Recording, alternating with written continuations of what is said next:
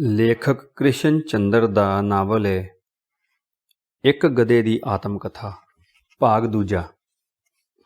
ਅੰਕ ਹੈ ਮੁਲਾਕਾਤ ਕਰਨਾ ਗਧੇ ਦਾ ਦਿੱਲੀ ਮਿਊਨਿਸਪਲ ਕਮੇਟੀ ਦੇ ਚੇਅਰਮੈਨ ਨਾਲ ਤੇ ਹਿਰਖਤੇ ਜਾਣਾ ਚੇਅਰਮੈਨ ਦਾ ਤੇ ਬੁਲਾਉਣਾ ਫਾਇਰ ਬ੍ਰਿਗੇਡ ਇੰਜਣ ਦਾ। ਚਪੜਾਸੀ ਦਾ ਇਸ਼ਾਰਾ ਮਿਲਦਿਆਂ ਹੀ ਮੈਂ ਕਮਰੇ 'ਚ ਵੜ ਗਿਆ ਤੇ ਜ਼ੋਰ ਨਾਲ ਗੁੱਡ ਮਾਰਨਿੰਗ ਵਗਾ ਕੇ ਮਾਰੀ। ਮੈਨੂੰ ਡਰ ਸੀ ਕਿ ਜੇ ਕਿਸੇ ਹਿੰਦੁਸਤਾਨੀ ਭਾਸ਼ਾ ਵਿੱਚ ਗੱਲ ਕੀਤੀ ਤਾਂ ਬਿਲਕੁਲ ਗਧਾ ਨਾ ਸਮਝਿਆ ਜਾਵਾਂ। ਦਿੱਲੀ ਦੇ ਦਫ਼ਤਰ ਦੇ ਸੰਖੇਪ ਅਨੁਭਵਾਂ ਤੋਂ ਮੈਂ ਜਾਣ ਗਿਆ ਸਾਂ ਕਿ ਅੰਗਰੇਜ਼ਾਂ ਦੇ ਚਲੇ ਜਾਣ ਤੋਂ ਬਾਅਦ ਵੀ ਇੱਥੇ ਅੰਗਰੇਜ਼ੀ ਭਾਸ਼ਾ ਦਾ ਰਾਜ ਹੈ। ਜਦੋਂ ਤੱਕ ਤੁਸੀਂ ਉਰਦੂ ਜਾਂ ਹਿੰਦੀ ਵਿੱਚ ਗੱਲਬਾਤ ਕਰਦੇ ਰਹੋਗੇ ਦਫ਼ਤਰ ਦੇ ਲੋਕ ਧਿਆਨ ਨਹੀਂ ਦੇਣਗੇ। ਜਿਉਂ ਹੀ ਅੰਗਰੇਜ਼ੀ ਦੰਦ ਦਿਖਾਓਗੇ ਤਿਉਂ ਹੀ ਭੌਂ ਕੇ ਤੁਹਾਡੀ ਗੱਲ ਸੁਣਨਗੇ। ਜਿਵੇਂ ਤੁਸੀਂ ਸਿੱਧੇ ਨਾਨਕਿਆਂ 'ਤੇ ਆਏ ਹੋ ਤੇ ਗੱਲ ਸੁਣਨ ਵੇਲੇ ਅਜਿਹੀ ਮੋਹਣੀ ਮੁਸਕਾਨ ਉਹਨਾਂ ਦੇ ਚਿਹਰੇ 'ਤੇ ਹੋਏਗੀ ਜਿਵੇਂ ਕੰਮ ਤੁਹਾਨੂੰ ਨਹੀਂ ਉਹਨਾਂ ਨੂੰ ਤੁਹਾਡੇ ਤੱਕ ਹੈ। ਚੇਅਰਮੈਨ ਸਾਹਿਬ ਦਾ ਰੰਗ ਸਾਂਵਲਾ, ਕੱਦ ਮੱਧਰਾ ਤੇ ਚਿਹਰਾ ਬੜਾ ਗੰਭੀਰ ਸੀ। ਉਹਨਾਂ ਦੀਆਂ ਅੱਖਾਂ ਵਿੱਚੋਂ ਅਜਿਹੀ ਚਲਾਕੀ ਤੇ ਦੂਰਦਰਸ਼ਤਾ ਟਪਕ ਰਹੀ ਸੀ ਜਿਹੜੀ ਘੱਟੋ ਘੱਟ 5-6 ਇਲੈਕਸ਼ਨ ਲੜਨ ਪਿੱਛੋਂ ਹੀ ਅੱਖਾਂ ਵਿੱਚ ਆ ਸਕਦੀ ਹੈ। ਆਦਮੀ ਬੜੇ ਘੈਂਟ ਸਨ। ਇਸ ਲਈ ਇੱਕ ਗਧੇ ਨੂੰ ਕਮਰੇ ਵਿੱਚ ਆਉਂਦਾ ਦੇਖ ਕੇ ਸਿਰਫ ਛਿਣਕੂ ਲਈ ਤਰਬਕੇ ਤੇ ਫਿਰ ਤੁਰੰਤ ਸੰਭਲ ਗਏ ਤੇ ਇਸ ਤਰ੍ਹਾਂ ਗੱਲਬਾਤ ਕਰਨ ਲੱਗੇ ਜਿਵੇਂ ਸਾਰੀ ਉਮਰ ਅੰਗਰੇਜ਼ੀ ਬੋਲਣ ਵਾਲੇ ਗਧਿਆਂ ਨਾਲ ਹੀ ਤਾਂ ਉਹਨਾਂ ਦਾ ਵਾਹ ਪੈਂਦਾ ਰਿਹਾ ਹੋਵੇਗਾ। ਤਸ਼ਰੀਫ ਰੱਖੋ, ਉਹਨਾਂ ਨੇ ਮੁਸਕਰਾ ਕੇ ਕਿਹਾ। ਮੈਂ ਕਿਹਾ ਜੇ ਮੈਂ ਤਸ਼ਰੀਫ ਰੱਖਾਂਗਾ ਤਾਂ ਤੁਹਾਡੀ ਇਹ ਆਰਾਮ ਕੁਰਸੀ ਟੁੱਟ ਜਾਏਗੀ, ਇਸ ਲਈ ਖੜਾ ਹੀ ਰਹਾਂਗਾ। ਚੇਅਰਮੈਨ ਸਾਹਿਬ ਮੁਸਕਾਏ ਕਿਉਂਕਿ ਮੈਂ ਗੱਲ ਠੀਕ ਕਹੀ ਸੀ। ਛਿਣਕੂ ਬਾਅਦ ਉਹ ਫਿਰ ਬੋਲੇ, ਤੁਹਾਨੂੰ ਆਹ ਸਵਾਂਕ ਧਾਰਨ ਦੀ ਕੀ ਲੋੜ ਸੀ? ਤੁਸੀਂ ਸਿੱਧੇ ਸਾਦੇ ਕੱਪੜਿਆਂ ਵਿੱਚ ਹੀ ਮੇਰੇ ਕੋਲ ਆ ਸਕਦੇ ਸੀ। ਮੈਂ ਕਿਹਾ ਹਜੂਰ ਇਹ ਸਵਾਂਗ ਨਹੀਂ ਅਸਲੀਅਤ ਹੈ। ਖੈਰ ਆਪੋ ਆਪਣਾ ਸ਼ੌਂਕ ਹੈ। ਚੇਅਰਮੈਨ ਨੇ ਜਿਹੜਾ ਚਿੜ ਕੇ ਕਿਹਾ, ਮੈਂ ਕੌਣ ਹੁੰਦਾ ਆ ਬੋਲਣ ਵਾਲਾ? ਤੇ ਜਦੋਂ ਦੇ ਇਸ ਦਿੱਲੀ 'ਚ ਇੱਕ ਸੱਜਣ ਦਿਨੇ ਲਾਲਟੇਨ ਤੇ ਘੰਟੀ ਲੈ ਕੇ ਇਲੈਕਸ਼ਨ ਲੜਿਆ ਏ, ਮੈਂ ਹਰ ਤਰ੍ਹਾਂ ਦੀ ਆਸ ਕਰਨੀ ਛੱਡ ਦਿੱਤੀ ਹੈ। ਤੁਸੀਂ ਵੀ ਚਾਹੋ ਤਾਂ ਗਧੇ ਦਾ ਭੇਸ ਧਾਰ ਕੇ ਇਲੈਕਸ਼ਨ ਲੜ ਸਕਦੇ ਹੋ। ਜੇ ਇਸ ਤਰ੍ਹਾਂ ਤੁਹਾਨੂੰ ਵੱਧ ਵੋਟਾਂ ਮਿਲਦੀਆਂ ਹੋਣ ਦਾ ਕੀ ਨੁਕਸਾਨ ਹੈ? ਮੈਂ ਕਿਹਾ ਹਜੂਰ ਮੈਂ ਕੋਈ ਬਹੁਰੂਪੀਆ ਨਹੀਂ, ਸੱਚਮੁੱਚ ਇੱਕ ਗਧਾ ਆ, ਮੇਰੀ ਗੱਲ ਦਾ ਯਕੀਨ ਕਰੋ। ਚੇਅਰਮੈਨ ਸਾਹਿਬ ਨੇ ਫਿਰ ਵੀ ਯਕੀਨ ਨਹੀਂ ਆਇਆ। ਬੋਲੇ ਛੱਡੋ ਇਹਨਾਂ ਗੱਲਾਂ ਨੂੰ, ਮੈਂ ਅੱਜ ਤੱਕ 6 ਇਲੈਕਸ਼ਨ ਲੜ ਚੁੱਕਾ ਹਾਂ ਤੇ ਕਦੇ ਹਾਰੀਆਂ ਨਹੀਂ। ਮੈਂ ਸਭ ਜਾਣਦਾ ਹਾਂ। ਖੈਰ ਤੁਸੀਂ ਦੱਸੋ ਕਿਹੜੇ ਵਾਰਡ 'ਚੋਂ ਆਏ ਹੋ? ਜੀ ਅਜੇ ਦਾ ਕ੍ਰਿਸ਼ਨ ਨਗਰ ਘਾਟ ਤੋਂ ਆਇਆ ਹਾਂ। ਤੁਸੀਂ? ਚੇਅਰਮੈਨ ਨੇ ਸਿਰ ਹਿਲਾ ਕੇ ਕਿਹਾ ਤੇ ਆਪਣੀ ਟਿੰਡ ਦੁਆਲੇ ਚਿੱਟੇ ਵਾਲਾਂ ਤੇ ਇੰਜ ਹੱਥ ਫੇਰਿਆ ਜਿਵੇਂ ਫਿਲਮ ਗ੍ਰਹਿਸਤੀ ਵਿੱਚ ਦੁਖੀ ਪਿਓ ਕਿਸੇ ਬਿਪਤਾ ਵਿੱਚ ਫਸ ਜਾਣ ਤੇ ਫੇਰਦਾ ਹੈ। ਤਾਂ ਤੁਸੀਂ ਕ੍ਰਿਸ਼ਨ ਨਗਰ ਵਾਰਡ 'ਚੋਂ ਖੜੇ ਹੋ? ਅੱਛਾ ਦੱਸੋ ਕਿਹੜੀ ਪਾਰਟੀ ਨੇ ਤੁਹਾਨੂੰ ਖੜਾ ਕੀਤਾ ਹੈ? ਕਾਂਗਰਸ ਨੇ, ਜਨਸੰਘ ਨੇ, ਪ੍ਰਜਾ ਸੋਸ਼ਲਿਸਟ ਪਾਰਟੀ ਨੇ ਜਾਂ ਕਮਿਊਨਿਸਟਾਂ ਨੇ? ਮੇਰਾ ਮਤਲਬ ਇਹ ਹੈ ਕਿ ਤੁਸੀਂ ਕਿਸ ਪਾਰਟੀ ਦੇ ਉਮੀਦਵਾਰ ਹੋ? ਮੈਂ ਕਿਹਾ ਜੀ ਮੈਂ ਤਾਂ ਤੁਹਾਡੀ ਕਿਰਪਾ ਦ੍ਰਿਸ਼ਟੀ ਦਾ ਉਮੀਦਵਾਰ ਹਾਂ। ਚੇਅਰਮੈਨ ਸਾਹਿਬ ਮੁਸਕਰਾਏ, ਸਮਝ ਗਏ ਕਿਸੇ ਬੜੇ ਚਲਾਕ ਆਦਮੀ ਨਾਲ ਪਾਲਾ ਪਿਆ ਹੈ। ਬੋਲੇ ਹੁਣ ਤੁਸੀਂ ਬਣੋ ਨਾ, ਸਾਫ਼ ਦਾ ਦੱਸੋ ਕੀ ਕੰਮ ਹੈ? ਜੇ ਮੈਥੋਂ ਕੁਝ ਹੋ ਸਕਿਆ ਤਾਂ ਜ਼ਰੂਰ ਕਰਾਂਗਾ, ਪਰ ਇੱਕ ਸ਼ਰਤ ਹੈ, ਜੇ ਤੁਸੀਂ ਇਲੈਕਸ਼ਨ ਜਿੱਤ ਗਏ ਤਾਂ ਚਾਹ ਪਾਰਟੀ। ਦੇਖੋ ਮੈਂ ਟਾਕਣਾ ਚਾਹਿਆ ਪਰ ਉਹ ਬੋਲਦੇ ਹੀ ਰਹੇ, ਭਾਵੇਂ ਕਿਸੇ ਪਾਰਟੀ ਵੱਲੋਂ ਜਿੱਤੋ, ਚੇਅਰਮੈਨ ਦੀ ਸੀਟ ਲਈ ਵੋਟ ਮੈਨੂੰ ਹੀ ਦੇਣਾ ਪਏਗਾ। ਹੱਥ ਮਿਲਾਓ ਲਾਲਾ ਸੰਤਰਾਮ ਜੀ। ਉਹਨਾਂ ਨੇ ਹੱਥ ਵਧਾਇਆ। ਮੈਂ ਆਪਣਾ ਕੰਨ ਅੱਗੇ ਕਰ ਦਿੱਤਾ। ਚੇਅਰਮੈਨ ਸਾਹਿਬ ਨੇ ਜ਼ੋਰ ਨਾਲ ਮੇਰਾ ਕੰਨ ਘੁੱਟਿਆ ਤੇ ਉਹਨਾਂ ਨੂੰ ਪਤਾ ਲੱਗਾ ਕਿ ਇਹ ਤਾਂ ਸੱਚਮੁੱਚ ਗਧਾ ਹੈ, ਕਿਸੇ ਬਹਿਰੂਪੇ ਦਾ ਭੇਸ ਨਹੀਂ। ਬੌਂਦਲ ਗਏ। ਸਿਗਾਰ ਉਹਨਾਂ ਦੇ ਮੂੰਹ ਵਿੱਚੋਂ ਛੁੱਟ ਕੇ ਮੇਜ਼ 'ਤੇ ਪਏ ਕਾਗਜ਼ਾਂ 'ਤੇ ਜਾ ਡਿੱਗਿਆ। ਦੂਜੇ ਛਿਣ ਕਾਗਜ਼ਾਂ ਨੂੰ ਅੱਗ ਲੱਗ ਗਈ। ਦੇਖੋ ਮੈਂ ਮੁਆਫੀ ਮੰਗਦਿਆਂ ਕਿਹਾ, ਮੈਂ ਤਾਂ ਕਦੋਂ ਦਾ ਕਹਿ ਰਿਹਾ ਹਾਂ ਕਿ ਮੈਂ ਇੱਕ ਗਧਾ ਹਾਂ, ਪਰ ਤੁਸੀਂ ਮੇਰੀ ਸੁਣਦੇ ਹੀ ਨਹੀਂ। ਚੇਅਰਮੈਨ ਨੇ ਅੱਗ ਬੁਝਾਉਂਦਿਆਂ ਖਿਰਕ ਕੇ ਕਿਹਾ, ਮੈਂ ਤੁਹਾਨੂੰ ਲਾਲਾ ਸੰਤਰਾਮ ਸਮਝਿਆ ਸੀ, ਕ੍ਰਿਸ਼ਨ ਨਗਰ ਦਾ ਕਾਂਗਰਸੀ ਉਮੀਦਵਾਰ। ਮੈਂ ਪੁੱਛਿਆ, ਕੀ ਮੈਂ ਤੁਹਾਨੂੰ ਲਾਲਾ ਸੰਤਰਾਮ ਦਿਖਾਈ ਦਿੰਦਾ ਹਾਂ? ਉਹ ਬੋਲੇ, ਕੁਝ ਲੋਕ ਬਾਹਰੋਂ ਗਧੇ ਦਿਖਾਈ ਦਿੰਦੇ ਨੇ, ਕੁਝ ਲੋਕ ਅੰਦਰੋਂ ਗਧੇ ਹੁੰਦੇ ਨੇ। ਮੈਂ ਸਮਝਿਆ ਹੋ ਸਕਦਾ ਹੈ ਤੁਸੀਂ ਬਾਹਰੋਂ ਅੰਦਰੋਂ ਦੋਵੇਂ ਪਾਸਿਓਂ ਗਧੇ ਹੋ ਤਾਂ ਮੈਨੂੰ ਆਪਣੀ ਚੇਅਰਮੈਨਸ਼ਿਪ ਲਈ ਬੜੀ ਜਲਦੀ ਵੋਟ ਮਿਲ ਜਾਏਗੀ। ਪਰ ਉਫ, ਤੁਸੀਂ ਮੇਰਾ ਕਿੰਨਾ ਸਮਾਂ ਬਰਬਾਦ ਕਰ ਦਿੱਤਾ ਹੈ। ਮੈਂ ਕਿਹਾ, ਤੁਸੀਂ ਮੇਰੀ ਗੱਲ ਤਾਂ ਸੁਣੀ ਨਹੀਂ। ਮੈਂ ਤਾਂ ਇੱਥੇ ਰਾਮੂ ਧੋਬੀ ਦੀ ਗਰੀਬ ਬੀਵੀ ਬੱਚਿਆਂ। ਚੇਅਰਮੈਨ ਨੇ ਘੰਟੀ ਵਜਾਉਂਦਿਆਂ ਹੋਇਆਂ ਕਿਹਾ, ਹੁਣ ਤੁਸੀਂ ਮੇਰੇ ਨਾਲ ਕੋਈ ਗੱਲ ਨਾ ਕਰੋ, ਭਾਵੇਂ ਦਿੱਲੀ ਦੇ ਸਾਰੇ ਧੋਬੀ ਮਰ ਜਾਣ। ਦੇਖਦੇ ਨਹੀਂ ਪਏ ਕਿੰਨੀ ਅੱਗ ਲੱਗੀ ਪਈ ਹੈ? ਅੱਗ ਸੱਚਮੁੱਚ ਭੜਕ ਪਈ ਸੀ। ਚੇਅਰਮੈਨ ਨੇ ਘੰਟੀ ਵਜਾਈ। ਜਲਦੀ ਨਾਲ ਫਾਇਰ ਬ੍ਰਿਗੇਡ ਵਾਲਿਆਂ ਨੂੰ ਫੋਨ ਕਰਵਾਇਆ। ਮੈਂ ਵੀ ਕਮਰੇ ਵਿੱਚੋਂ ਬਾਹਰ ਨਿਕਲ ਕੇ ਵਰਾਂਡੇ ਵਿੱਚ ਖੜਾ ਹੋ ਕੇ ਹੇਕ ਲਾਈ। ਥੋੜ੍ਹੇ ਚਿਰ ਬਾਅਦ ਹੀ ਟੰਟਨ ਦੀਆਂ ਆਵਾਜ਼ਾਂ ਦੇ ਨਾਲ ਫਾਇਰ ਬ੍ਰਿਗੇਡ ਦੇ 2 ਇੰਜਣ ਆ ਪਹੁੰਚੇ। ਉਹਨਾਂ ਲੋਕਾਂ ਸਭ ਤੋਂ ਪਹਿਲਾਂ ਤਾਂ ਮੈਨੂੰ ਲੱਤ ਮਾਰ ਕੇ ਉੱਥੋਂ ਬਾਹਰ ਕੱਢਿਆ, ਫਿਰ ਅੱਗ ਬੁਝਾਉਣ ਲੱਗੇ। ਮੈਂ ਸੋਚਿਆ ਇੱਥੇ ਰਹਾਂਗਾ ਤਾਂ ਹੋ ਸਕਦਾ ਹੈ ਅੱਗ ਲਾਉਣ ਦੇ ਦੋਸ਼ 'ਚ ਗ੍ਰਿਫਤਾਰ ਕਰ ਲਿਆ ਜਾਵਾਂ, ਤੁਰੰਤ ਉੱਥੋਂ ਨੱਠਿਆ ਅਤੇ ਪੌੜੀਆਂ ਦੇ ਹੇਠ ਆ ਕੇ ਸਾਹ ਲਿਆ, ਕਿਉਂਕਿ ਹੁਣ ਲਿਫਟ ਕੰਮ ਨਹੀਂ ਸੀ ਕਰ ਰਹੀ। ਹੇਠ ਆ ਕੇ ਇਨਕੁਆਇਰੀ ਵਿੱਚ ਇੱਕ ਬੁੱਢੇ ਪਰ ਹਿਤੈਸ਼ੀ ਕਲਰਕ ਨਾਲ ਜਾਣ ਪਛਾਣ ਹੋਈ। ਉਸਨੂੰ ਰਾਮੂ ਦੀ ਪੂਰੀ ਕਹਾਣੀ ਸੁਣਾਈ। ਬੁੱਢੇ ਕਲਰਕ ਦੀਆਂ ਅੱਖਾਂ ਵਿੱਚ ਅੱਥਰੂ ਆ ਗਏ। ਉਸਨੇ ਅਤਿਆਚਾਰੀ ਸਮਾਜ, ਕਰੂਰ ਜੀਵਨ ਵਿਵਸਥਾ ਅਤੇ ਪੂੰਜੀਵਾਦ ਨੂੰ ਲੱਖਾਂ ਗਾਲਾਂ ਕੱਢਣ ਪਿੱਛੋਂ ਹੌਲੀ ਜਿਹੀ ਮੇਰੇ ਕੰਨ ਵਿੱਚ ਕਿਹਾ, ਜੇ ਤੁਸੀਂ ਮੈਨੂੰ 2 ਰੁਪਏ ਦਿਓ ਤਾਂ ਮੈਂ ਤੁਹਾਡੀ ਅਰਜ਼ੀ ਲਿਖ ਕੇ ਮੁੜ ਵਸੇਬ ਵਿਭਾਗ ਦੇ ਦਫ਼ਤਰ ਨੂੰ ਸਹਾਇਤਾ ਲਈ ਭੇਜ ਦਿੰਦਾ ਹਾਂ। ਮੈਂ ਕਿਹਾ, ਮੈਂ ਤਾਂ ਧੋਬੀ ਦਾ ਗਧਾ ਆ, ਨਾ ਘਰ ਦਾ ਨਾ ਘਾਟ ਦਾ, ਮੇਰੇ ਕੋਲ 2 ਰੁਪਏ ਕਿੱਥੋਂ? ਤੇ ਫਿਰ ਤੁਸੀਂ ਜਾਣਦੇ ਹੋ 2 ਰੁਪਏ ਦੀ 2 ਮਣ ਘਾਹ ਆਉਂਦੀ ਏ, 6 ਸੇਰ ਬਾਜਰਾ, 3 ਸੇਰ ਚੌਲ, ਪਰ ਦਮੇ ਦਾ ਇੱਕੋ ਇੰਜੈਕਸ਼ਨ ਆਉਂਦਾ ਏ। ਕਲਰਕ ਨੇ ਬੜੀ ਉਦਾਸੀ ਨਾਲ ਖੰਘਦਿਆਂ ਕਿਹਾ, ਤੇ ਮੈਨੂੰ ਦਮੇ ਦੀ ਬਿਮਾਰੀ ਏ, ਹਰ ਰੋਜ਼ ਇੱਕ ਇੰਜੈਕਸ਼ਨ ਲਵਾਉਣਾ ਪੈਂਦਾ ਏ। ਬੁੱਢਾ ਕਲਰਕ ਉਦਾਸੀ ਵਿੱਚ ਡੁੱਬਿਆ ਖੰਘਦਾ ਰਿਹਾ ਤੇ ਮੈਂ ਉੱਥੋਂ ਖਿਸਕ ਲਿਆ। ਅਗਲਾ ਭਾਗ। ਅਗਲਾ ਅੰਕ। ਨਿਰਾਸ਼ ਹੋ ਕੇ ਪਰਤਣਾ ਗਧੇ ਦਾ ਮਿਊਨਿਸਪਲ ਕਮੇਟੀ ਤੋਂ ਤੇ ਪਹੁੰਚ ਜਾਣਾ ਮੁੜ ਵਸੇਬ ਵਿਭਾਗ ਦੇ ਦਫ਼ਤਰ ਤੇ ਮੁਲਾਕਾਤ ਕਰਨੀ ਇੱਕ ਅਲੌਕਿਕ ਸੁੰਦਰੀ ਨਾਲ। ਪੁੱਛਦਾ ਆਖਰ ਮੈਂ ਮੁੜ ਵਸੇਬ ਦੇ ਦਫ਼ਤਰ 'ਚ ਪਹੁੰਚ ਹੀ ਗਿਆ। ਦਫ਼ਤਰ ਵਿੱਚ ਵੜਦਿਆਂ ਹੀ ਇੱਕ ਬੜਾ ਵੱਡਾ ਸਜਿਆ ਹੋਇਆ ਕਮਰਾ ਨਜ਼ਰ ਆਇਆ। ਇਸ ਦੇ ਐਨ ਵਿਚਕਾਰ ਇੱਕ ਬੜੀ ਵੱਡੀ ਤਪਾਈ ਤੇ ਇੱਕ ਵੱਡੇ ਗੁਲਦਸਤੇ ਵਿੱਚ ਸੁੰਦਰ ਫੁੱਲ ਖਿੜੇ ਹੋਏ ਸਨ।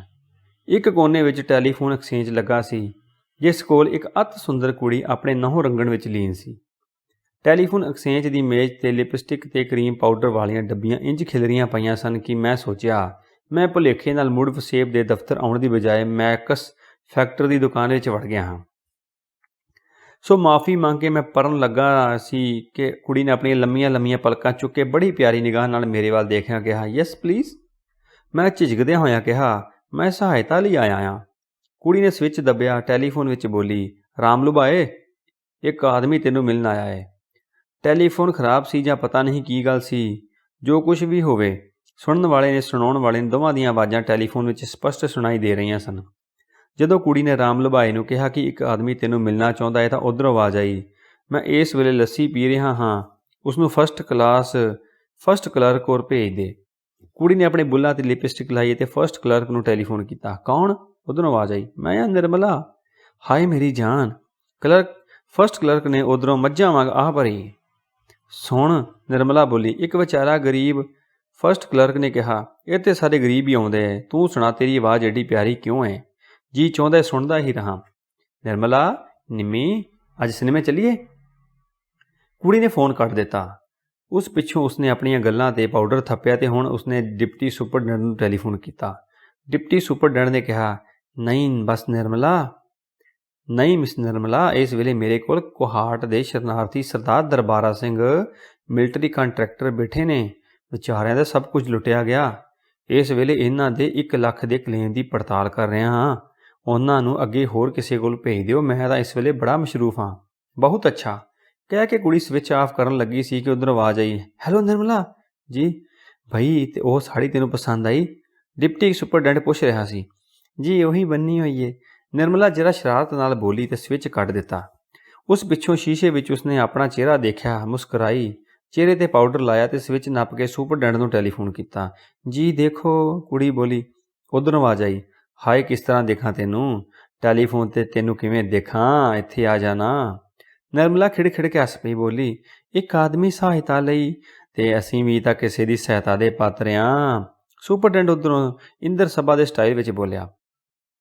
ਨਿਰਮਲਾ ਨੇ ਜਰਾ ਤੁਣਕ ਕੇ ਤੇ ਤਣ ਕੇ ਕਿਹਾ, ਦੇਖੋ ਇਹ ਦਫ਼ਤਰ ਦਾ ਟਾਈਮ ਹੈ ਤੇ ਤੈਂ ਖੂਬ ਯਾਦ ਕਰਾਇਆ। ਸੁਪਰਡੈਂਟ ਉੱਧਰੋਂ ਬੋਲਿਆ, ਹੁਣੇ ਦਫ਼ਤਰ ਹੁਕਮ ਆਇਆ ਹੈ ਬਈ, ਦਫ਼ਤਰ 'ਚ ਕੰਮ ਕਰਨ ਵਾਲੀਆਂ ਔਰਤਾਂ ਜੇ ਸ਼ਾਦੀ ਕਰਨਗੀਆਂ ਤਾਂ ਉਹਨਾਂ ਨੂੰ ਕਿਸੇ ਵੇਲੇ ਵੀ ਨੌਕਰੀ ਤੋਂ ਵੱਖ ਕੀਤਾ ਜਾ ਸਕਦਾ ਹੈ। ਬੋਲ, ਹੁਣ ਕੀ ਕਹਿੰਦੀ ਹੈ? ਨਿਰਮਲਾ ਬੋਲੀ, ਮੈਂ ਸ਼ਾਦੀ ਦਾ ਇਰਾਦਾ ਛੱਡ ਦਿੱਤਾ ਹੈ। ਉੱਧਰ ਸੁਪਰਡੈਂਟ ਨੇ ਸੁੱਖ ਦਾ ਸਾਹ ਲਿਆ, ਬੋਲਿਆ, ਉਹ ਫਿਲਿਪਸ ਦਾ ਰੇਡੀਓ ਸੈੱਟ? ਜੀ ਧੰਨਵਾਦ, ਮਿਲ ਗਿਆ, ਪਰ ਤੁਸੀਂ 2 ਮਿੰਟ ਲਈ ਇਸ ਗਰੀਬ ਦੀ ਗੱਲ ਸੁਣ ਲਓ। ਕੌਣ ਹੈ? ਇੱਕ ਗਧਾ।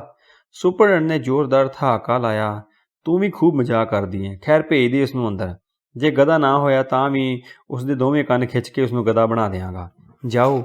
ਕੁੜੀ ਨੇ ਇੱਕ ਨਹੁੰ ਮੂੰਹ ਵਿੱਚ ਪਾਉਂਦਿਆਂ ਤੇ ਮੇਰੇ ਵੱਲ ਚੰਚਲ ਨਜ਼ਰਾਂ ਨਾਲ ਦੇਖਦਿਆਂ ਹੋਇਆਂ ਕੁਝ ਇਸ ਤਰ੍ਹਾਂ ਕਿਹਾ ਕਿ ਜੇ ਗਧੇ ਦੀ ਬਜਾਏ ਮੈਂ ਆਦਮੀ ਹੁੰਦਾ ਤਾਂ ਲਾਜ਼ਮੀ ਉਸ ਉੱਤੇ ਆਸ਼ਿਕ ਹੋ ਜਾਂਦਾ। ਸੁਪਰਡੈਂਟ ਮੈਨੂੰ ਦੇਖ ਕੇ ਖੂਬ ਹੱਸਿਆ। ਫਿਰ ਉਸਨੇ ਟੈਲੀਫੋਨ ਕਰਕੇ ਨਿਰਮਲਾ ਦੇ ਇਸ ਅਕਿਰਤਮਿਕ ਮਜ਼ਾਕ ਦੀ ਪ੍ਰਸ਼ੰਸਾ ਕੀਤੀ।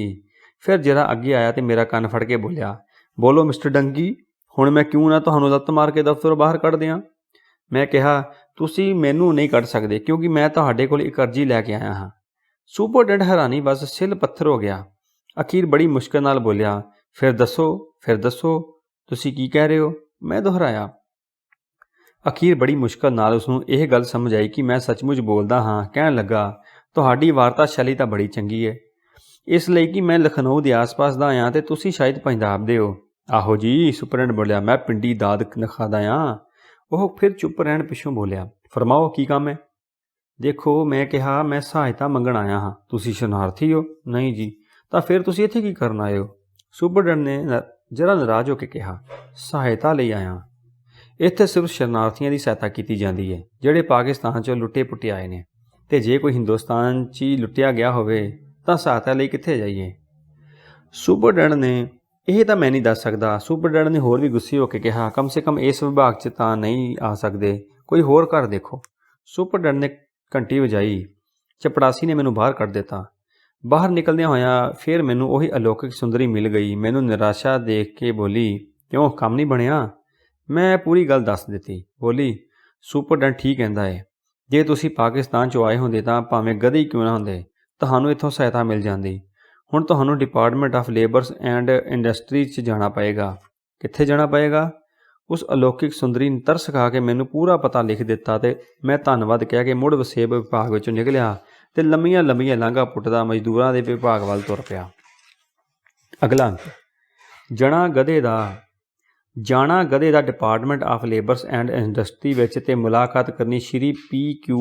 ਰੰਗਾਚਾਰੀ ਤੇ Y.Z. ਸੁਬਰਮਨੀਅਮ ਨਾਲ। P.Q. ਰੰਗਾਚਾਰੀਆ ਤਾਮਿਲਨਾਡੂ ਦਾ ਰਹਿਣ ਵਾਲਾ ਸੀ। ਸੰਸਕ੍ਰਿਤ ਬਨਾਰਸੀ ਪੰਡਤਾਂ ਵਾਂਗ ਬੋਲਦਾ ਸੀ ਅਤੇ ਅੰਗਰੇਜ਼ੀ ਆਕਸਫੋਰਡ ਦੇ ਪ੍ਰੋਫੈਸਰਾਂ ਵਰਗੀ। ਹਿੰਦੀ ਸਾਹਿਤ ਸੰਮੇਲਨ ਤੇ ਜੋਸ਼ੀਲੇ ਭਾਸ਼ਣਕਰਤਾਵਾਂ ਵਰਗੀਆਂ ਅਤੇ ਉਰਦੂ ਮੌਲਾਨਾ ਅਬਦੁਲ ਕਲਾਮ ਆਜ਼ਾਦ ਵਰਗੀ।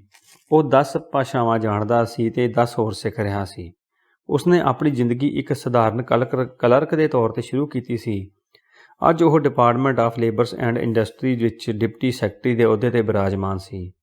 ਹਰੇਕ ਮਾਮਲੇ ਵਿੱਚ ਘੁਣ-ਤਣ ਕੱਢਣ ਵਿੱਚ ਉਹ ਇੱਕ ਅਜਿਹਾ ਮਾਹਿਰ ਸੀ ਕਿ ਉਸਦੀ ਹਕੂਮਤ ਵਿੱਚ ਹਰ ਫਾਈਲ 10 ਵਰ੍ਹੇ ਤੱਕ ਵੱਖ-ਵੱਖ ਦਫ਼ਤਰਾਂ ਦੇ ਮੇਜ਼ਾਂ ਦੇ ਚੱਕਰ ਕੱਢਦੀ ਸੀ ਅਤੇ ਜਦੋਂ ਤੱਕ ਉਸਦੀ ਤਰੱਕੀ ਨਾ ਹੋ ਜਾਏ ਫਾਈਲ ਅੱਗੇ ਤਰੱਕੀ ਨਹੀਂ ਸੀ ਕਰ ਸਕਦੀ। ਆਪਣੀ ਇਸੇ ਕਾਨੂੰਨੀ ਘੁਣਤਕਾਰੀ ਕਰਕੇ ਉਹ ਡਿਪਟੀ ਸੈਕਟਰੀ ਦੇ ਅਹੁਦੇ 'ਤੇ ਪਹੁੰਚਿਆ ਸੀ ਅਤੇ ਹੁਣ ਜੁਆਇੰਟ ਸੈਕਟਰੀ ਬਣਨ ਦੇ ਸੁਪਨੇ ਦੇਖ ਰਿਹਾ ਸੀ। ਬਣ ਜਾਏਗਾ। P.Q. ਰੰਗਾਚਾਰੀ ਵਰਗੇ ਆਦਮੀ ਕਦੀ ਨਹੀਂ ਅਟਕ ਸਕਦੇ, ਭਾਵੇਂ ਉਹਨਾਂ ਦੇ ਦਫ਼ਤਰ ਵਿੱਚ ਸਾਰੀਆਂ ਫਾਈਲਾਂ ਅਟਕ ਜਾਣ, ਪਰ ਉਹ ਖੁਦ ਕਦੀ ਨਹੀਂ ਅਟਕ ਸਕਦੇ। P.Q. ਰੰਗਾਚਾਰੀ ਨੇ ਬੜੇ ਗੌਰ ਨਾਲ ਤੇ ਬੜੇ ਧੀਰਜ ਨਾਲ ਮੇਰਾ ਬੇਨਤੀ ਪੱਤਰ ਪੜ੍ਹਿਆ। ਕਾਗਜ਼ ਤੇ ਪੈਨਸ਼ਨ ਨਾਲ ਕੁਝ ਲਿਖਦਾ ਰਿਹਾ। ਆਖਰ ਉਹ ਜਦੋਂ ਸਭ ਜਾਣ ਚੁੱਕਾ ਤਾਂ ਉਸਨੇ ਆਪਣੇ ਜੁਆਇੰਟ ਸੈਕਟਰੀ Y.Z. ਸੁਬਰਮਨੀਅਮ ਨੂੰ ਬੁਲਾਇਆ, ਜੋ ਉਸੇ ਵਾਂਗ ਤਾਮਿਲਨਾਡੂ ਦਾ ਰਹਿਣ ਵਾਲਾ ਸੀ ਤੇ 25 ਭਾਸ਼ਾਵਾਂ, 10 ਪੂੰਜੀਪਤੀਆਂ ਤੇ 2 ਮੰਤਰੀਆਂ ਨੂੰ ਬੜੀ ਚੰਗੀ ਤਰ੍ਹਾਂ ਜਾਣਦਾ ਸੀ। P.Q. ਰੰਗਾਚਾਰੀ ਨੇ ਕਿਹਾ, Y.Z. ਸੁਣੋ, ਇਹ ਬੜੀ ਮੁਸ਼ਕਲ ਸਮੱਸਿਆ ਹੈ। ਕੀ ਹੈ? ਸੁਬਰਮਨੀਅਮ ਮੇਰੇ ਵੱਲ ਬੜੇ ਗੌਰ ਨਾਲ ਦੇਖਦਾ ਹੈ ਬੋਲਿਆ, ਇੱਕ ਧੋਬੀ ਮਰ ਗਿਆ ਹੈ ਤੇ ਉਸਦਾ ਗਧਾ ਸਾਥੋਂ ਹਰਜਾਨਾ ਮੰਗ ਰਿਹਾ ਹੈ।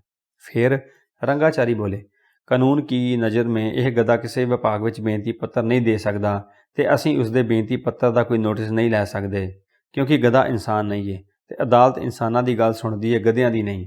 ਮੈਂ ਕਿਹਾ, ਗੱਲ ਮੇਰੇ ਘਾਹ ਦੀ ਨਹੀਂ, ਤੁਹਾਡੀ ਅਕਲ ਦੀ ਹੈ। ਰਾਮੂ ਦੀ ਬੀਵੀ ਤੇ ਬੱਚੇ ਭੁੱਖੇ ਨੇ ਕਿਉਂ? ਜੇ ਸਰਕਾਰ ਉਸ ਧੋਬੀ ਘਾਟ ਦੀ ਠੀਕ ਤਰ੍ਹਾਂ ਰੱਖਿਆ ਨਹੀਂ ਕਰ ਸਕਦੀ, ਅੱਜ ਇਹ ਕਿਉਂ ਮਰਦਾ? Y.Z. ਸੁਬਰਮਨੀਅਮ ਨੇ ਕਿਹਾ, ਹਾਂ P.Q. ਇਸ ਗੱਲ ਤੇ ਵਿਚਾਰ ਕਰੋ। ਇੰਜ ਸੋਚੋ ਕਿ ਇਹ ਬੇਨਤੀ ਪੱਤਰ ਜਿਸ ਤੇ ਰਾਮੂ ਦੀ ਬੀਵੀ ਦਾ ਅੰਗੂਠਾ ਲਗਵਾਇਆ ਜਾ ਸਕਦਾ ਤਾਂ ਸਵੀਕਾਰ ਕੀਤਾ ਜਾ ਸਕਦਾ ਹੈ। ਫਿਰ P.Q. ਬੋਲਿਆ, ਫਿਰ ਦੂਜੀ ਗੱਲ 'ਤੇ ਵਿਚਾਰ ਕਰੋ। ਮੰਨ ਲਿਆ ਕਿ ਇੱਕ ਗਧਾ ਧੋਬੀ ਦੇ ਪਰਿਵਾਰ ਦਾ ਸਰਪ੍ਰਸਤ ਬਣ ਸਕਦਾ ਹੈ। ਅਸੀਂ ਵੱਡੇ ਪਰਿਵਾਰਾਂ ਦੀਆਂ ਬਰਾਦਰੀਆਂ 'ਚ ਇਸ ਤੋਂ ਵੱਡੇ ਗਧਿਆਂ ਨੂੰ ਸਮਰਪਿਤ ਬਣਦੇ ਦੇਖਿਆ ਹੈ, ਸਰਪ੍ਰਸਤ ਬਣਦੇ ਦੇਖਿਆ ਹੈ। ਇਹ ਤਾਂ ਮੈਨੂੰ ਪੜ੍ਹਿਆ ਲਿਖਿਆ ਗਧਾ ਲੱਗਦਾ ਹੈ, ਪਰ ਸਵਾਲ ਉੱਠਦਾ ਹੈ ਕਿ ਇਹ ਧੋਬੀ ਮਜ਼ਦੂਰ ਹੈ?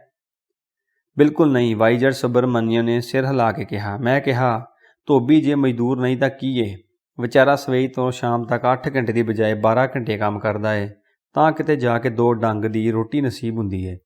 ਲੇਬਰ ਐਕਟ ਦੀ ਧਾਰਾ 51 ਅਨੁਸਾਰ ਮਜ਼ਦੂਰ ਉਹ ਹੈ ਜਿਹੜਾ ਕਾਰਖਾਨੇ ਵਿੱਚ ਕੰਮ ਕਰੇ। ਕੀ ਤੁਸੀਂ ਧੋਬੀ ਖਾੜ ਨੂੰ ਕਾਰਖਾਨਾ ਕਹਿ ਸਕਦੇ ਹੋ ਸੁਬਰਮਨੀਅਮ? ਬਿਲਕੁਲ ਨਹੀਂ ਰੰਗਾਚਾਰੀ, ਇਹ ਧੋਬੀ ਦਾ ਮਜ਼ਦੂਰ ਹੋ ਹੀ ਨਹੀਂ ਸਕਦਾ, ਇਸ ਲਈ ਨਾ ਇਸ ਨੂੰ ਹਰਜਾਨਾ ਮਿਲ ਸਕਦਾ ਹੈ, ਨਾ ਕੋਈ ਮੁਕੱਦਮਾ ਖੜਾ ਹੋ ਸਕਦਾ ਹੈ। ਤਾਂ ਫਿਰ ਰੰਗਾਚਾਰੀ ਸੁਬਰਮਨੀਅਮ ਦੇ ਮੂੰਹ ਵੱਲ ਤੱਕਣ ਲੱਗਾ ਤੇ ਸੁਬਰਮਨੀਅਮ ਰੰਗਾਚਾਰੀ ਦੇ ਮੂੰਹ ਵੱਲ, ਤੇ ਮੈਂ ਉਹਨਾਂ ਦੋਵਾਂ ਦੇ ਮੂੰਹ ਵੱਲ। ਯਕਦਮ ਉਹਨਾਂ ਦੋਵਾਂ ਦੇ ਮਨ ਵਿੱਚ ਇੱਕ ਵਿਚਾਰ ਆਇਆ ਤੇ ਉਹ ਦੋਵੇਂ ਖੁਸ਼ੀ ਦੇ ਮਾਰੇ ਬੁੜਕ ਪਏ।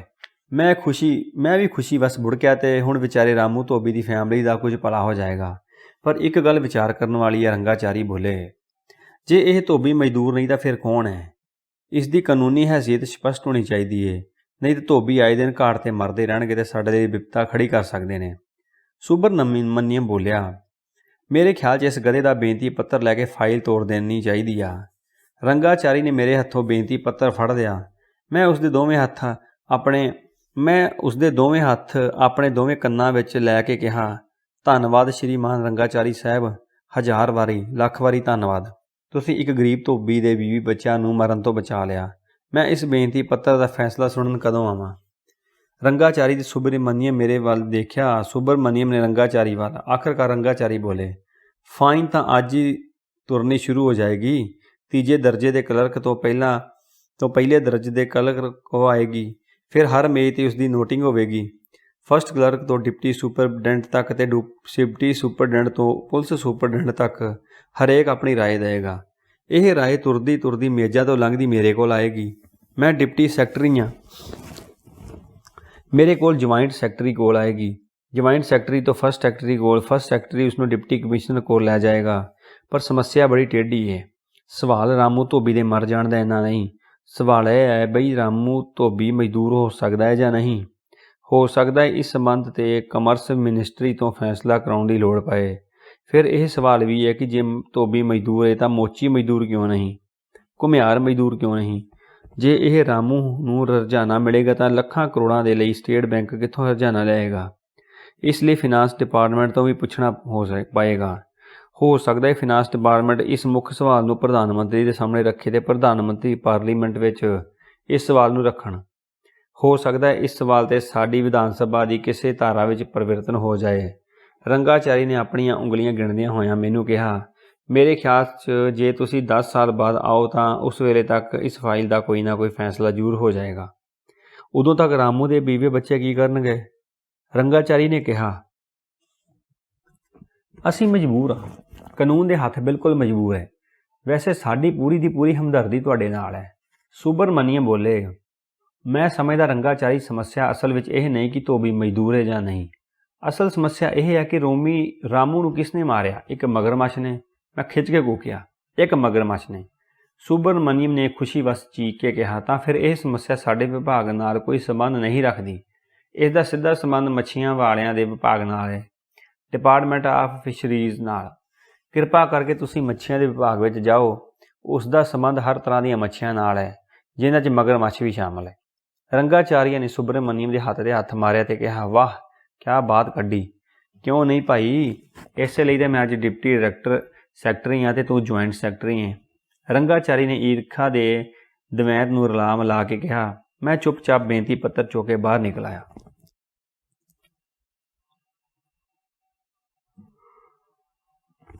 ਅਗਲਾ ਅੰਕ, ਜਾਣਾ ਗਧੇ ਦਾ ਮੱਛੀਆਂ ਵਾਲੇ ਵਿਭਾਗ ਵਿੱਚ ਤੇ ਹੋਰ ਬਿਰਤਾਂਤ ਮੱਛੀਆਂ ਦੇ ਆਂਡਿਆਂ ਦਾ ਤੇ ਐਂਗਲੋ ਇੰਡੀਅਨ ਸ਼ਿਕਾਰੀ ਦਾ।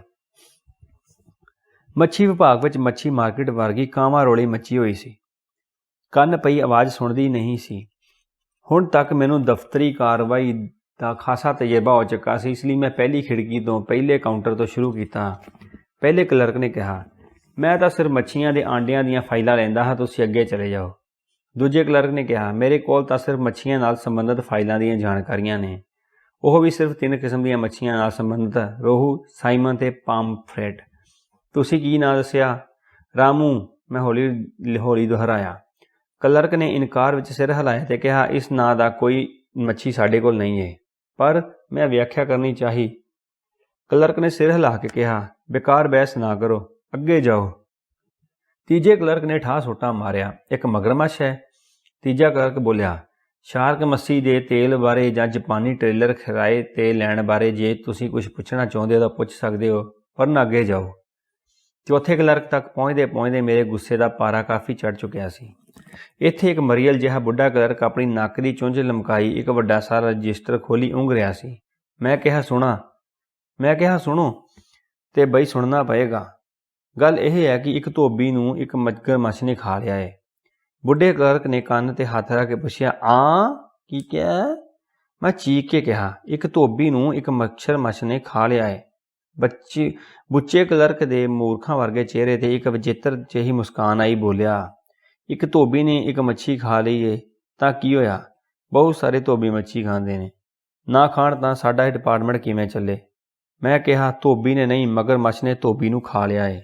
ਉਹ ਬੋਲਿਆ, ਮਗਰਮੱਛ ਨੇ ਮੱਛੀ ਨੂੰ ਖਾ ਲਿਆ ਏ? ਅੱਛਾ, ਤਾਂ ਇਸ ਨੂੰ 'ਚ ਸ਼ਿਕਾਇਤ ਕਰਨ ਵਾਲੀ ਕਿਹੜੀ ਗੱਲ ਹੈ? ਬਹੁਤ ਸਾਰੇ ਮਗਰਮੱਛ ਮੱਛੀ ਖਾਂਦੇ ਨੇ, ਨਾ ਖਾਣ ਤਾਂ ਜਿਉਂਦੇ ਕਿਵੇਂ ਰਹਿਣ? ਮੈਂ ਜ਼ੋਰ ਨਾਲ ਕੂਕ ਕੇ ਕਿਹਾ, ਸੁਣੋ, ਮੱਛੀ ਨਹੀਂ ਮਗਰਮੱਛ। ਮੈਂ ਉਸ ਨੂੰ ਸਮਝਾਉਂਦਿਆਂ ਹੋਇਆਂ ਕਿਹਾ, ਤੇ ਇੱਕ ਧੋਬੀ, ਯਾਦ ਰੱਖੋ, ਇੱਕ ਧੋਬੀ, ਇੱਕ ਮਗਰਮੱਛ। ਉਹ ਬੋਲਿਆ, ਇੱਕ ਧੋਬੀ, ਇੱਕ ਮਗਰਮੱਛ, ਅੱਗੇ ਚੱਲੋ। ਮੈਂ ਕਿਹਾ, ਉਹ ਧੋਬੀ ਘਾਟ 'ਤੇ ਕੱਪੜੇ ਧੋ ਰਿਹਾ ਸੀ। ਉਹ ਬੋਲਿਆ, ਚੰਗੇ ਕੱਪੜੇ ਧੋਂਦਾ ਸੀ? ਮੈਂ ਚੀਕਿਆ, ਚੰਗੇ ਕੱਪੜੇ ਧੋਂਦਾ ਸੀ ਜਾਂ ਮਾੜੇ? ਤੁਸੀਂ ਇਸ ਤੋਂ ਕੀ ਲੈਣਾ ਹੈ? ਉਹ ਬੋਲਿਆ, ਮੇਰਾ ਧੋਬੀ ਬੜੇ ਮਾੜੇ ਕੱਪੜੇ ਧੋਂਦਾ ਹੈ। ਜੇ ਤੁਸੀਂ ਕਹੋ ਤਾਂ ਮੈਂ ਤੁਹਾਡੇ ਧੋਬੀ ਨੂੰ। ਮੈਂ ਹਿਰਕ ਕੇ ਕਿਹਾ, ਤੁਸੀਂ ਮੇਰੀ ਪੂਰੀ ਗੱਲ ਤਾਂ ਸੁਣੀ ਨਹੀਂ। ਉਹ ਬੋਲਿਆ, ਅੱਛਾ, ਸੁਣਾਓ। ਇੱਕ ਧੋਬੀ, ਇੱਕ ਮਗਰਮੱਛ। ਉਹ ਧੋਬੀ ਕੱਪੜੇ ਦੇ ਘਾਟ 'ਤੇ ਕੱਪੜੇ ਧੋ ਰਿਹਾ ਸੀ। ਮੈਂ ਕਿਹਾ, ਇੰਨੇ 'ਚ ਇੱਕ ਮਗਰਮੱਛ ਆਇਆ, ਉਸਨੇ ਧੋਬੀ ਦੀ ਲੱਤ ਫੜ ਲਈ। ਕੀ ਫੜ ਲਈ? ਜਰਾ ਉੱਚੀ ਬੋਲੋ, ਮੈਨੂੰ ਘੱਟ ਸੁਣਦਾ ਹੈ। ਲੱਤ, ਮੈਂ ਕੂਕਿਆ। ਮੁਰਗੀ ਦੀ? ਕਲਰਕ ਖੁਸ਼ੀ ਵਸ ਕੂਕਿਆ। ਮੁਰਗੀ ਦੀ ਨਹੀਂ, ਧੋਬੀ ਦੀ ਲੱਤ ਮੈਂ ਕਦੇ ਨਹੀਂ ਖਾਧੀ। ਕਲਰਕ ਬੁੱਢੇ ਨੇ ਅਫਸੋਸ ਜ਼ਾਹਿਰ ਕਰਦਿਆਂ ਕਿਹਾ, ਕਿਹੋ ਜਿਹੀ ਹੁੰਦੀ ਹੈ? ਮੈਂ ਪੂਰੀ ਤਰ੍ਹਾਂ ਹਿਰਕ ਕੇ ਕਿਹਾ, ਮੈਂ ਧੋਬੀ ਦੀ ਲੱਤ ਨਹੀਂ ਖਾਧੀ। ਮਗਰਮੱਛ ਆਇਆ ਹੈ। ਜਦੋਂ ਵਿਚਾਰਾ ਧੋਬੀ ਕੱਪੜੇ ਧੋ ਰਿਹਾ ਸੀ, ਉਹ ਫੜ ਕੇ ਧੋਬੀ ਨੂੰ ਖਾ ਗਿਆ। ਸਮਝੇ? ਹਾਂ, ਹੁਣ ਸਮਝ ਗਿਆ। ਕਲਰਕ ਨੇ ਸਿਰ ਹਿਲਾ ਕੇ ਕਿਹਾ, ਧੋਬੀ ਕੱਪੜੇ ਧੋ ਰਿਹਾ ਸੀ, ਇੰਨੇ ਵਿੱਚ ਮਗਰਮੱਛ ਆਇਆ ਤੇ ਧੋਬੀ ਦੇ ਕੱਪੜੇ ਖਾ ਗਿਆ। ਮੈਂ ਉਸ ਵੱਲ ਕਹਿਰ ਭਰਾਉਂਦੀਆਂ ਨਜ਼ਰਾਂ ਨਾਲ ਦੇਖਿਆ ਤੇ ਅਗਲੀ ਖਿੜਕੀ ਵੱਲ ਵਧ ਗਿਆ। ਇੱਥੇ ਪੱਕੀ ਉਮਰ ਦਾ ਇੱਕ ਐਂਗਲੋ ਇੰਡੀਅਨ ਆਪਣੇ ਗੰਜੇ ਸਿਰ ਤੇ ਨੀਲੀਆਂ ਨਾੜਾਂ ਦਾ ਉਭਰਿਆ ਹੋਇਆ ਜਾਲ ਲਪੇਟੀ ਬੈਠਾ ਸੀ। ਉਸਦੀ ਨੱਕ ਤੋਂ ਪਤਾ ਲੱਗਦਾ ਸੀ ਕਿ ਇਸ ਵੇਲੇ ਉਸਨੇ ਥੋੜ੍ਹੀ ਪੀਤੀ ਹੋਈ ਹੈ। ਬੜੇ ਸੱਭਿਅਕ ਢੰਗ ਨਾਲ ਮੈਨੂੰ ਮਿਲਿਆ। ਕਹਿਣ ਲੱਗਾ, ਫਰਮਾਓ, ਮੈਂ ਤੁਹਾਡੇ ਲਈ ਕੀ ਕਰ ਸਕਦਾ ਹਾਂ? ਮੈਂ ਮਨ 'ਚ ਸੋਚਿਆ ਕਿ ਕਿਧਰੇ ਇਹ ਵੀ ਬੁੱਢੇ ਕਲਰਕ ਵਾਂਗ ਬੋਂਦਲ ਨਾ ਜਾਏ, ਇਸ ਲਈ ਰਤਾ ਸਹਿਜ ਨਾਲ ਪੂਰਾ ਬਿਰਤਾਂਤ ਸੁਣਾਵਾਂਗਾ। ਮੈਂ ਕਿਹਾ, ਸੁਣਨਾ, ਇੱਕ ਮਗਰਮੱਛ ਹੈ। ਐਂਗਲੋ ਇੰਡੀਅਨ ਸ਼੍ਰੀਮਾਨ ਦੀਆਂ ਅੱਖਾਂ ਚਮਕਣ ਲੱਗੀਆਂ। ਬੋਲੇ, ਅੱਛਾ, ਕਿੱਥੇ ਹੈ? ਮੈਂ ਕਿਹਾ, ਜਮਨਾ ਘਾਟ 'ਤੇ।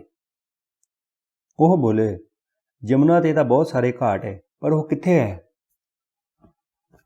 ਇਹ ਐਂਗਲੋ ਇੰਡੀਅਨ ਸੱਜਣ ਸਭ ਕੁਝ ਨੋਟ ਕਰ ਰਿਹਾ ਸੀ। ਮੈਂ ਸੋਚਿਆ, ਹੁਣ ਮੈਨੂੰ ਆਪਣੇ ਕੰਮ ਦਾ ਆਦਮੀ ਮਿਲਿਆ ਗਿਆ। ਮਨ ਹੀ ਮਨ ਭਗਵਾਨ ਦੇ ਗੁਣ ਗਾਏ ਤੇ ਬੋਲਿਆ, ਕ੍ਰਿਸ਼ਨ ਨਗਰ ਦੇ ਰੇਲਵੇ ਪੁਲ ਵਾਲੇ ਘਾਟ ਕੋਲ।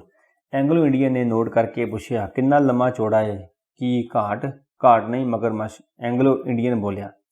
ਮੈਂ ਕਿਹਾ, ਮੈਂ ਦੇਖਿਆ ਤਾਂ ਨਹੀਂ, ਪਰ ਲੋਕ ਕਹਿੰਦੇ ਐ 30 ਫੁੱਟ ਨਾਲੋਂ ਘੱਟ ਨਹੀਂ ਸੀ। ਐਂਗਲੋ ਇੰਡੀਅਨ ਦੀ ਅੱਖਾਂ ਵਿੱਚ ਚਮਕ ਹੋਰ ਵੱਧ ਗਈ। ਹੁਣ ਤਾਂ ਉਸ ਦੀਆਂ ਗੱਲਾਂ ਵੀ ਚਮਕਣ ਲੱਗ ਪਈਆਂ। 30 ਫੁੱਟ, ਵਾਹ, ਕੀ ਤੁਸੀਂ ਮੈਨੂੰ ਉਸ ਜਗ੍ਹਾ 'ਤੇ ਲਿਜਾ ਸਕਦੇ ਹੋ? ਹਾਂ, ਲੈ ਜਾ ਸਕਦਾ ਹਾਂ। ਅਸੀਂ ਨਾਲ ਆਪਣੀ ਰਾਈਫਲ ਲੈ ਚੱਲਾਂਗੇ। ਉਹ ਪ੍ਰੋਗਰਾਮ ਬਣਾਉਂਦਾ ਹੋਇਆ ਬੋਲਿਆ, ਰਾਈਫਲ ਕਿਸ ਲਈ? ਮਗਰਮੱਛ ਦੇ ਸ਼ਿਕਾਰ ਲਈ। ਐਂਗਲੋ ਇੰਡੀਅਨ ਮੇਰੇ ਵੱਲ ਹੈਰਾਨੀ ਨਾਲ ਦੇਖ ਕੇ ਬੋਲਿਆ, ਤੁਸੀਂ ਮਗਰਮੱਛ ਦੇ ਸ਼ਿਕਾਰ ਲਈ ਹੀ ਆਏ ਸੀ ਨਾ? ਮੈਂ ਕਿਹਾ, ਨਹੀਂ, ਗੱਲ ਇਹ ਹੈ ਕਿ ਉਸ ਮਗਰਮੱਛ ਨੇ ਇੱਕ ਧੋਬੀ ਨੂੰ ਖਾ ਲਿਆ ਏ। ਉਸਦੇ ਬੀਵੀ ਬੱਚਿਆਂ ਦੀ ਸਹਾਇਤਾ ਲਈ ਮੈਂ ਇੱਥੇ। ਐਂਗਲੋ ਇੰਡੀਅਨ ਦਾ ਦਿਲ ਬੁੱਝ ਗਿਆ। ਉਸਦੀਆਂ ਅੱਖਾਂ ਦੀ ਚਮਕ ਵੀ ਬੁੱਝ ਗਈ। ਬਿਲਕੁਲ ਕਾਰੋਬਾਰੀ ਤੇ ਦਫ਼ਤਰੀ ਸੁਰ ਵਿੱਚ ਬੋਲਿਆ, ਮੈਂ ਮਗਰਮੱਛ ਦਾ ਸ਼ਿਕਾਰ ਤਾਂ ਕਰ ਸਕਦਾ ਹਾਂ, ਪਰ ਰਾਮੋ ਧਾਬੂ ਲਈ ਕੁਝ ਨਹੀਂ ਕਰ ਸਕਦਾ। ਸੌਰੀ। ਸਾਡੇ ਵਿਭਾਗ ਦਾ ਧੋਬੀਆਂ ਨਾਲ ਕੋਈ ਸੰਬੰਧ ਨਹੀਂ। ਪਰ ਮੈਂ ਪੂਰੀ ਤਰ੍ਹਾਂ ਤੰਗ ਆ ਕੇ ਕਿਹਾ, ਤਾਂ ਮੈਂ ਕਿੱਥੇ ਜਾਵਾਂ? ਤੁਹਾਡੇ ਵਿਭਾਗ ਨਾਲ ਧੋਬੀਆਂ ਦਾ ਕੋਈ ਸੰਬੰਧ ਨਹੀਂ ਤੇ ਕਿਸੇ ਦੂਜੇ ਵਿਭਾਗ ਨਾਲ ਮਗਰਮੱਛ ਦਾ ਕੋਈ ਸੰਬੰਧ ਨਹੀਂ, ਤਾਂ ਫਿਰ ਉਸ ਦਾ ਸੰਬੰਧ ਕਿਸ ਨਾਲ ਹੈ? ਇਹ ਕਿਵੇਂ ਪਤਾ ਲੱਗ ਸਕਦਾ ਹੈ? ਐਂਗਲੋ ਇੰਡੀਅਨ ਨੇ ਬੜੇ ਧਿਆਨ ਨਾਲ ਤੇ ਬੜੀ ਹਮਦਰਦੀ ਨਾਲ ਮੇਰੇ ਵੱਲ ਦੇਖਿਆ ਤੇ ਪੁੱਛਿਆ, ਕੀ ਤੁਸੀਂ ਮਰਨ ਵਾਲੇ ਦੇ ਰਿਸ਼ਤੇਦਾਰ ਹੋ? ਨਹੀਂ, ਮੈਂ ਤਾਂ ਬਸ ਉਸ ਦਾ ਗਧਾ ਹਾਂ। ਫਿਰ ਵੀ ਇੰਨੀ ਹਮਦਰਦੀ ਦਿਖਾ ਰਹੇ ਹੋ। ਐਂਗਲੋ ਇੰਡੀਅਨ ਮੇਰੇ ਵੱਲ ਹੈਰਾਨ ਹੋ ਕੇ ਦੇਖਣ ਲੱਗਾ। ਦੇਖੋ, ਮੈਂ ਤੁਹਾਨੂੰ ਸਲਾਹ ਦਿੰਦਾ, ਅੱਜ ਕੱਲ੍ਹ ਦੇ ਜ਼ਮਾਨੇ ਵਿੱਚ ਕਿਸੇ ਨਾਲ ਇੰਨੀ ਹਮਦਰਦੀ ਕਰਨੀ ਖਤਰੇ ਤੋਂ ਖਾਲੀ ਨਹੀਂ ਹੁੰਦੀ। ਮੈਂ ਕਿਹਾ, ਤੁਸੀਂ ਮੈਨੂੰ ਇਹ ਸਲਾਹ ਨਾ ਦਿਓ, ਇਹ ਦੱਸੋ ਕਿ ਮੇਰੀ ਬੇਨਤੀ ਕੌਣ ਸੁਣੇਗਾ? ਐਂਗਲੋ ਇੰਡੀਅਨ ਸੋਚਾਂ ਵਿੱਚ ਪੈ ਗਿਆ ਤੇ ਪੈਨਸਲ ਚੱਬਣ ਲੱਗਾ। ਪੈਨਸਲ ਚੱਬਦਾ ਬੋਲਿਆ, ਮਾਮਲਾ ਮਗਰਮੱਛ ਦਾ ਹੈ। ਮਗਰਮੱਛ ਦਾ ਅਦਾਲਤ ਨਾਲ ਕੋਈ ਸੰਬੰਧ ਨਹੀਂ, ਵਰਨਾ ਤੁਸੀਂ ਇਸ ਕਤਲ ਦੇ ਸਿਲਸਿਲੇ ਵਿੱਚ ਅਦਾਲਤ ਵਿੱਚ ਜਾ ਸਕਦੇ ਸੀ। ਮਗਰਮੱਛ ਦਾ ਸੰਬੰਧ ਚਿੜੀਆ ਘਰ ਨਾਲ ਜ਼ਰੂਰ ਹੈ। ਤੁਸੀਂ ਚਾਹੇ ਤਾਂ ਚਿੜੀਆ ਘਰ ਜਾ ਸਕਦੇ ਹੋ, ਪਰ ਚਿੜੀਆ ਘਰ ਵਾਲੇ ਕੀ ਕਰਨਗੇ? ਉਹਨਾਂ ਕੋਲ ਤੋਂ ਪਹਿਲਾਂ ਹੀ ਬੜੇ ਮਗਰਮੱਛ ਨੇ।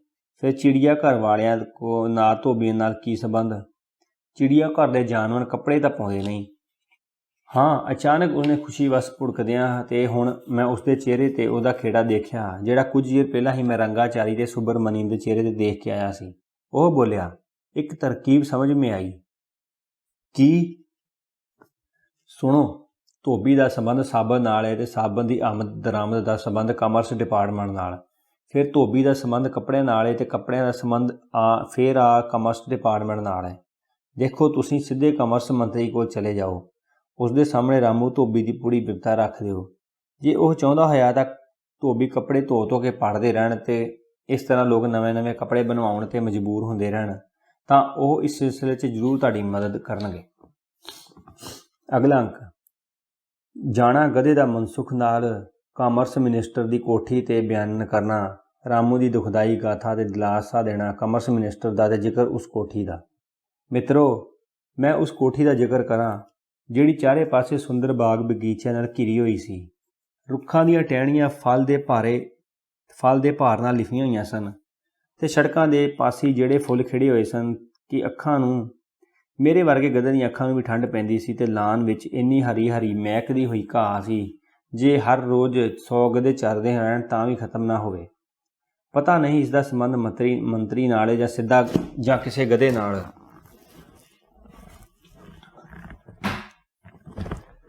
ਪਰ ਮੈਂ ਤਾਂ ਇਸ ਆਲੀਸ਼ਾਨ ਕੋਠੀ ਵਿੱਚ ਆਪਣੇ ਸਿਵਾਏ ਕੋਈ ਗਧਾ ਨਹੀਂ ਦੇਖਿਆ।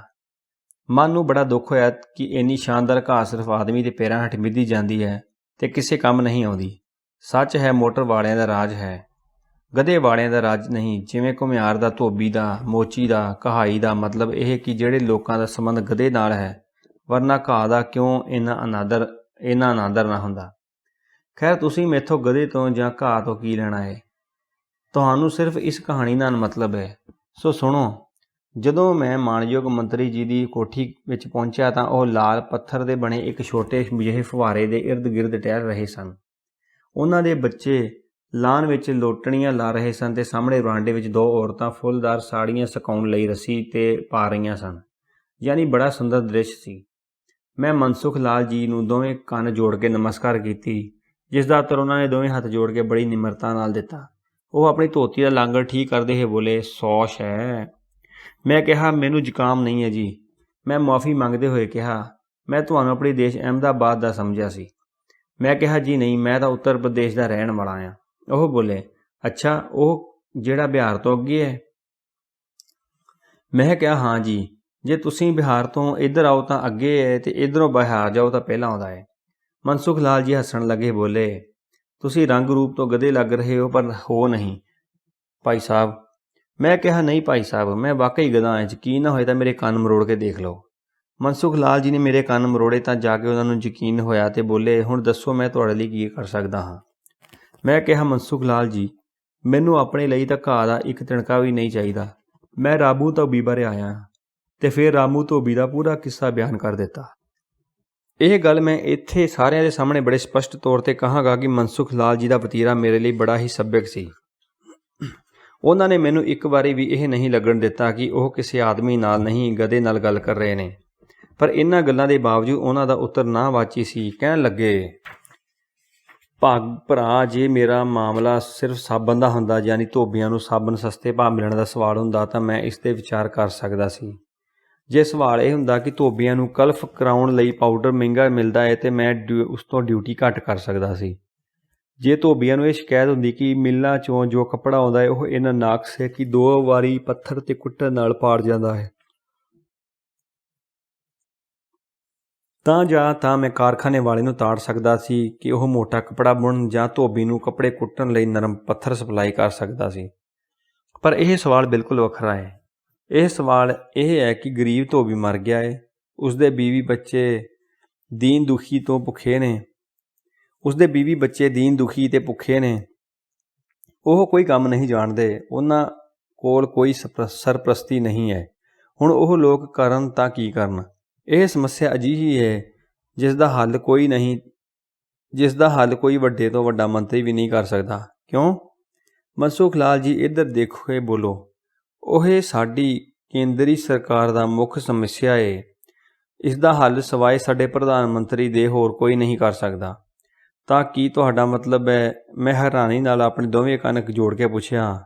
ਤਾਂ ਕੀ ਤੁਹਾਡਾ ਮਤਲਬ ਹੈ? ਮੈਨੂੰ ਇਸ ਕੰਮ ਲਈ ਮੈਂ ਵਾਕ ਅਧੂਰਾ ਛੱਡ ਦਿੱਤਾ। ਮਨਸੁਖ ਲਾਲ ਜੀ ਨੇ ਹੌਲੀ ਹੌਲੀ ਸਿਰ ਹਿਲਾ ਕੇ ਕਿਹਾ, ਹਾਂ, ਤੁਹਾਨੂੰ ਇਸ ਕੰਮ ਲਈ ਪੰਡਿਤ ਜਵਾਹਰ ਲਾਲ ਨਹਿਰੂ ਕੋਲ ਜਾਣਾ ਪਏਗਾ। ਧੰਨਵਾਦ। ਬਾਕੀ ਅਗਲੇ ਭਾਗ ਵਿੱਚ।